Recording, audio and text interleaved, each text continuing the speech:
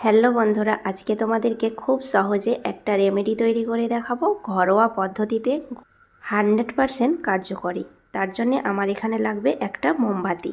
এই শীতকালে পা ফাটা একেবারে দূর হয়ে যাবে চিরতরে। গোপন টিপস সহ এই ভ্যাসলিনটা বানিয়ে 1 সপ্তাহ ব্যবহার করবে, তাহলে একবারে ফলাফল পেয়ে যাবে। বাড়িতে থাকা কিছু উপকরণ দিয়ে এই রেমেডিটা বানিয়ে নিতে পারো। আমি এখানে একটা বড় মোমবাতি নিয়েছিলাম, তাই অর্ধেক গ্রেট করে দিলাম। তোমরা ছোট মোমবাতি হলে পুরোটা গ্রেট করে নেবে। গ্রেট করার পরে মোমবাতিগুলো কতটুকু হয়েছে আমি বাটির মধ্যে মেপে দেখাচ্ছি। একটা ছোট্ট কাঁচের বাটির মধ্যে আমি 1 বাটি গ্রেট করে নিয়েছি। তোমরা রেমেডিটা কম বেশি করে নিতে পারো। তোমাদের বোঝানোর সুবিধার জন্যে আমি সব কিছু মেপে অ্যাড করছি। আর এখানে যেটা লাগবে সেটা হচ্ছে ন্যাপথলিন। আমরা ন্যাপথলিন সবাই ব্যবহার করি কাপড়ের কাজে। আর ন্যাপথলিনটাকে গ্রেটার দিয়ে গ্রেট করে নেব। এটা পাউডারের মতো গুঁড়ো করে নিতে হবে, তাহলে খুব সহজে গলে যাবে। আমি এখানে ছোট্ট ছোট্ট 3টে ন্যাপথলিন ব্যবহার করছি। উপকরণগুলো তোমরা একটু লক্ষ্য করে দেখবে কতটুকু আমি ব্যবহার করছি। চলে এলাম পরবর্তী ধাপে। একটা প্যানের মধ্যে আমি আগে থেকেই জল বসিয়ে দিয়েছি চুলোর মধ্যে। রেমেডিটা বানাতে আমি আঁচটাকে একেবারে মাঝারিতে রেখে বানিয়ে নেব। জল ফুটে গেছে, এরপরে আমি একটা পাত্র বসিয়ে দেব প্যানের মধ্যে। আমি স্ট্যান্ডের পাতলা একটা পাত্র নিয়েছি, তোমরা যে কোনো বাটির মধ্যে বানিয়ে নিতে পারো। দেখো, এই বাটির মধ্যে আমি দিয়ে দিলাম গ্রেট করা মোমবাতি। মোমবাতিটা গলে গেছে দেখো দেওয়ার সঙ্গে সঙ্গে।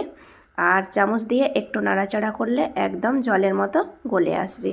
বন্ধুরা, এই রেমেডিটা তোমাদের ভালো লেগে থাকলে লাইক, কমেন্ট, শেয়ার করতে ভুলবে না। যেসব বন্ধুরা নতুন অ্যাড হয়েছে অবশ্যই চ্যানেলটাকে সাবস্ক্রাইব করে দেবে। আর সবার আগে ভিডিও পাওয়ার জন্য পাশে থাকা বেল আইকনটি ক্লিক করবে।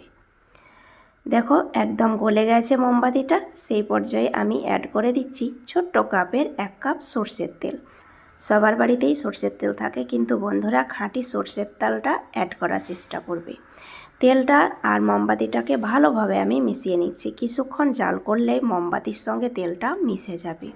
বন্ধুরা, চিন্তার কোনো কারণ নেই, একটু জাল করলেই দেখো মোমবাতি আর তেল একসঙ্গে গলে মিশে যাবে।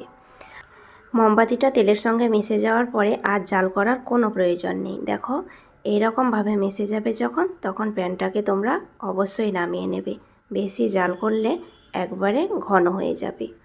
আমি নামার সঙ্গে সঙ্গে এর মধ্যে আরেকটা উপকরণ মিশিয়ে দিচ্ছি। সেটা হলো গ্রেট করে রাখা ন্যাপথলিন। ন্যাপথলিনটাকে গরম অবস্থাতেই তেলের সঙ্গে মিশিয়ে নিতে হবে, তাহলে খুব সহজে গলে যাবে। এটাকে ভালোভাবে মিশিয়ে দেওয়ার সঙ্গে সঙ্গে আমাদের রেডি হয়ে গেল আজকের রেমেডি।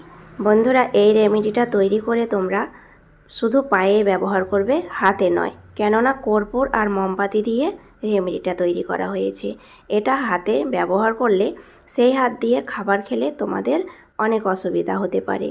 তাই শুধু পায়ের যত্নের জন্যে এটা ব্যবহার করবে। যে কোনো পাত্রের মধ্যে তোমরা এটাকে জমাতে দিতে পারো। আমি একটা কৌটোর মধ্যে এটা সেট হতে দেব। আর তোমাদের বাড়ির মধ্যে যে কোনো কৌটোতে এটা জমতে দেবে প্রায় 4 থেকে 5 ঘন্টা। আমি 2 ঘন্টা পর দেখাচ্ছি। দেখো, ভালোভাবে সেট হয়ে গেছে। আর এটা খুব সহজেই সেট হয়ে যায়। আমি তোমাদেরকে একটু আঙুলে করে দেখাচ্ছি যে কতটা সেট হয়েছে। হাতের মধ্যে কোনো আমার তেল নেই। হাতের মধ্যে ভ্যাসলিনটা ভালোভাবে ম্যাশ করার পরে দেখো স্কিনের সঙ্গে একেবারে মিশে গেছে। এই ভ্যাসলিনটা হাত দিয়ে তোমরা পায়ে লাগানোর পরে হাতটাকে ভালোভাবে সাবান দিয়ে ধুয়ে পরিষ্কার করে নেবে। তারপরে খাবার খাবে। আর পায়ে লাগানোর আগে পাটাকে হালকা গরম জলে ধুয়ে পরিষ্কার করে তারপরে লাগাবে। আজ এই পর্যন্তই। আবার আসবো অন্য কোনো রেসিপি নিয়ে।